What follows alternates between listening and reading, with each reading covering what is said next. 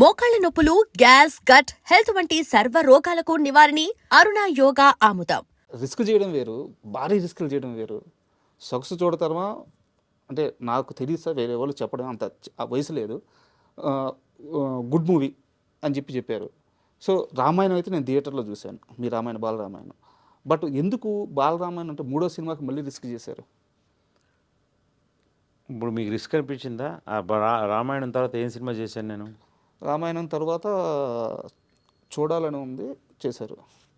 అదే అదే అంటే ఎన్ని మెట్లు ఎక్కాను? అవును, ఒకేసారి 10 మెట్లు ఎక్కాను. సో మీ దృష్టిలో అది రిస్క్ కాదు? అస్సలు కాదు. నేను రామాయణం లాంటిది తీసి ఒక పెద్ద జాక్పాట్ కొట్టగలను అనే నమ్మకంతో రామాయణం తీశాను. అది ప్రూవ్ చేశాను కాబట్టి ఒకేసారి 10 మెట్లు ఎక్కి చూడాలని ఉంది. చిరంజీవి గారు తీయగలిగారు. 10 సార్ అన్ని మెట్లు ఎక్కేసారు. అది చెప్తున్నాను. సో అది ఏమాత్రం రిస్క్ కదండి, అదే చెప్తున్నాను కదా సార్. నేను తెలుసుకున్న ఒక క్వశ్చన్ ఉంది. ఫస్ట్ మీరు బాలరామాయణం ప్రపోజల్తో వెళ్ళినప్పుడు ప్రొడ్యూసర్ గారు కొత్త డైరెక్టరు సరిగ్గా హ్యాండిల్ చేయగలడా లేడా అని డౌట్ పడి, ఆయన కొంత ఇబ్బంది పడి మొత్తానికి శ్యాంప్రసాద్ గారి వల్ల ఏదో ఒప్పుకొని సినిమా అంతా అయిపోయినాక ఏదో అనుకున్నానయ్యా అల్లాడించేసావు, మామూలుగా తీయలేదు అని చెప్పి అన్నారంటే ఇన్సిడెంట్ జరిగిందా? ఇది ఇలాగేం జరగలేదండి. ఆయనకి ఏంటంటే ఇప్పుడు సొగసు చూడతరమా అనే సినిమా తీశాను నేను, అది నా రెండో సినిమా. మూడోది రామాయణం అనగానే పురాణాన్ని వీడు హ్యాండిల్ చేయగలడా, కుర్రాడు చాలా యంగ్ కదా నేను. సో ఇంత యంగెస్ట్, ఎందుకంటే వాళ్ళందరూ కేవీ రెడ్డి వాళ్ళతో సినిమాలు తీసిన ప్రొడ్యూసరు ఎంఎస్ రెడ్డి గారు, కమలాకర్ కామేశ్వరరావు గారు. అలాంటిది నేను కుర్రాడు రామాయణం తీసేస్తాను పురాణం అనేసరికి షాక్ అయ్యాను. ముందు ఐడియా నచ్చింది, ఇద్దరు చిన్నపిల్లలతో తీయాలని ఐడియా నచ్చిందయ్యా, కానీ రామాయణం అసలు నువ్వు హ్యాండిల్ చేయగలవా, నువ్వు తీయగలవా అన్న.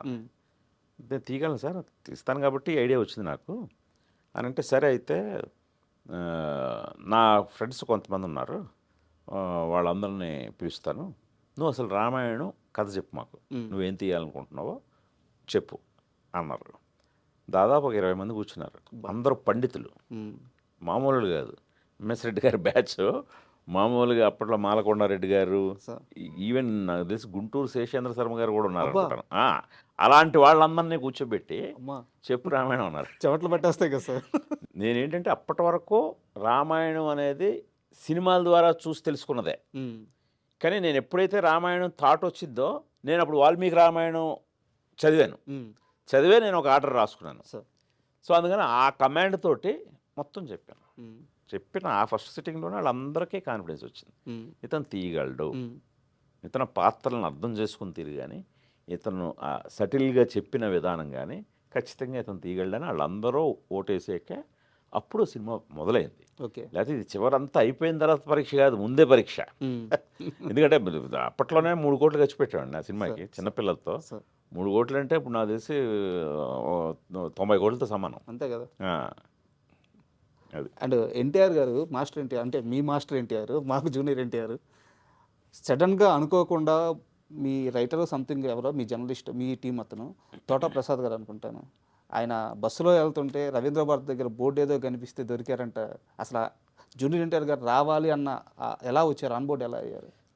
ఆయన కూడా చూసి ఉండొచ్చేమో, కానీ ఎన్టీ రామారావుని ఫైండ్ అవుట్ చేసింది మాత్రం ఎంఎస్ రెడ్డి గారు. అవునా? ఓకే. ఎందుకంటే ఎంఎస్ రెడ్డి గారు ప్రతి ఈవినింగ్ రవీంద్ర భారతిలో ఏమి కార్యక్రమాలు జరుగుతున్నా ఈయనే వెళ్తారు అతిథిగా. సో అలాగా ఆయన అప్పటికే ఎన్టీఆర్ కూచిపూడి ప్రదర్శన ఇచ్చేవాడు, కూచిపూడి డాన్సర్ కదా. అందుకని ఫస్ట్ ఎంఎస్ రెడ్డి గారే చూశారు. ఎంఎస్ రెడ్డి గారు చూసే నాకు చెప్పారు. ఇప్పుడు మీరు చెప్పిన రైటర్ కూడా తను కూడా చూసి ఉండొచ్చేమో, కానీ బట్ ఫస్ట్ చూసి నాకు ఎన్టీ రామారావు పేరు సజెస్ట్ చేసింది ఎంఎస్ రెడ్డి గారే. ఎందుకంటే ఆయన ఆ ఫంక్షన్కి వెళ్ళి ఒకసారి అయితే ఆ పర్టికులర్ ఫంక్షన్ నుంచే వచ్చి చెప్పారు నాకు, ఈరోజు రవీంద్ర భారతిలో వచ్చాడయ్యా ప్రదర్శన, మామూలుగా ఇవ్వలేదు, ఎక్స్ట్రాడినరీ చేశాడు కుర్రాడు ఎన్టీ రామారావు గారి మనవడు, పిలుద్దామని పిలిపించారు. ఒకసారి అంటే ఎన్టీఆర్ గారు అల్లరి గురించి చాలామంది చెప్పారు, చిన్నప్పుడు ఎంత అల్లరి చేసి చాలామంది చెప్పారు. బట్ మీరు సినిమా అంతా భరించారు, కానీ ఒక్కరోజు మాత్రం చాలా గట్టిగా అరిచేస్తే ఇంక నేను ఈ సినిమా చేయని అలిగి కూర్చున్నాడంట. సందర్భం గుర్తుందా మీకు? అది విల్లు ఏదో చేపించారంటే మీరు స్పెషల్ అంటే ఇప్పుడు శివధనస్సు ఉంటుంది కదా, ఆ శివధనస్సుని షాట్కు ముందే విరిచేశాడు. షాట్లో విరాలి, షాట్కు ముందే దాన్ని ప్రాక్టీస్ చేస్తూ, అంటే చాలా హైపర్ కిడ్, హైపర్ యాక్టివ్ అతను, అసలు కుదురుగా కూర్చోడు. రాముడి క్యారెక్టర్ కాదు, యాక్చువల్గా హనుమంతుడి క్యారెక్టర్ ఇవ్వాలి, అంత హుషారు. ఒక చోట కూర్చోడు, మేము కంట్రోల్ చేసి కూర్చోబెట్టేవాళ్ళం. సో ఆ ప్రాసెస్లో అందులో అందరూ పిల్లలు కదా, ఆ పిల్లలతో ఆడుతూ ఉండేవాడు. ఆడుతూ ఇప్పుడు నేను నెక్స్ట్ చేయబోయే సీన్ వాళ్ళ ముందు పెర్ఫామ్ చేశాడు. ఓకే, అది విరిగిపోయింది. అది విరిగిపోయేసరికి ఆల్టర్నేట్ లేదు, ఇంకా ఆ రోజు షూటింగ్ ఉండదు. మీరేదో చాలా స్పెషల్గా చేయించుకున్నారంట దాని వరకు. నేనే కాదు, ఎవరికైనా నేను ఆ ప్లేస్లో ఎవరన్నా సరే ఆ షాట్కి అది కావాలి కదా, సో స్పెషల్గానే చేయిస్తాం. సో ఆ స్పెషల్గా చేయించింది కాస్త విరిగిపోయింది. ఇంకా విరిగిపోతే ఆ సీన్ తీయలేం. నాకు మామూలు ఇది అంటే అందరు పిల్లలు కదా, ప్రతిరోజు ఒక్కొక్క రోజు షూటింగ్ తొందరగా ముగిస్తే బాగుంటుంది, లేకపోతే వాళ్ళతో అలా చెక్కుకుంటూ పోలేం కదా. Correct sir. సో అది చాలా శ్రమతో కూడుకుంది. ఆ రోజు పట్టుకు వాయించాను, అసలు మామూలు ఇది కాదు. అంటే అప్పుడు వాళ్ళ మదర్ మెయిన్, ఆవిడ పెంపకమే, ఆవిడ అద్భుతంగా పెంచింది కుర్రాన్ని. ఈరోజు ఎన్టీ రామారావు అనబడేవాడిని మనం అక్కడ చూస్తున్నాం ఆ స్థాయిలో, అంటే వెనకాతల వాళ్ళ మదర్ తీర్చిదిద్దిన విధానం. ఆ మదరు నేను తిడుతుంటే తన మదర్ దగ్గరికి వెళ్ళిపోయాడు.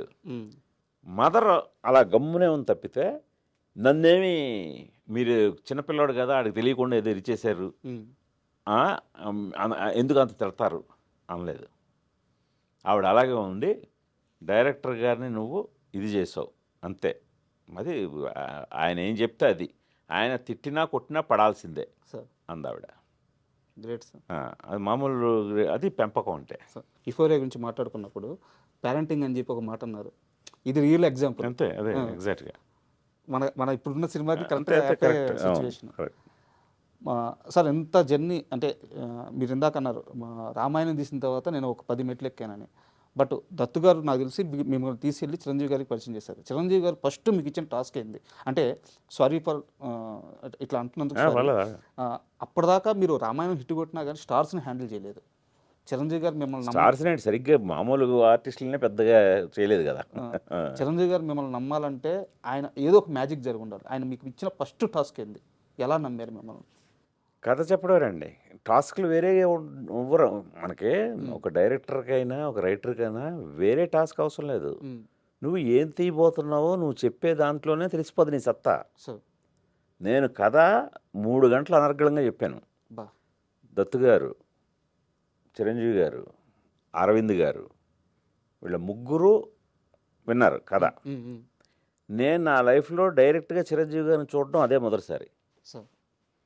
సినిమా ఇండస్ట్రీలో ఉంటున్నా చిరంజీవి గారిని ఎప్పుడు చూడలేదు కూడా నేను. సో అందువల్ల ముందు వెళ్ళిన వెంటనే కొంచెం ఆ స్టార్ ఆరా ముందు కొంచెం షేక్ అయ్యాను. And for more videos, please subscribe to iDream. Please subscribe to iDream. Please subscribe iDream. And please subscribe to iDream. For more videos, subscribe to iDream. please like, share and subscribe to the channel. Congratulations, iDream. Subscribe to iDream. Subscribe to iDream. So subscribe to iDream Media. iDream ki iDream team andarki huge congratulations. Please subscribe iDream Media. Please subscribe to iDream. Subscribe iDream. Please subscribe to iDream. iDream అంటే నా కళల ఛానల్ను subscribe చేసుకున్న నోరు తిరుగుతలేదు, మీరైతే గంట గుర్తు కొట్టండి. For more such videos, please subscribe to iDream.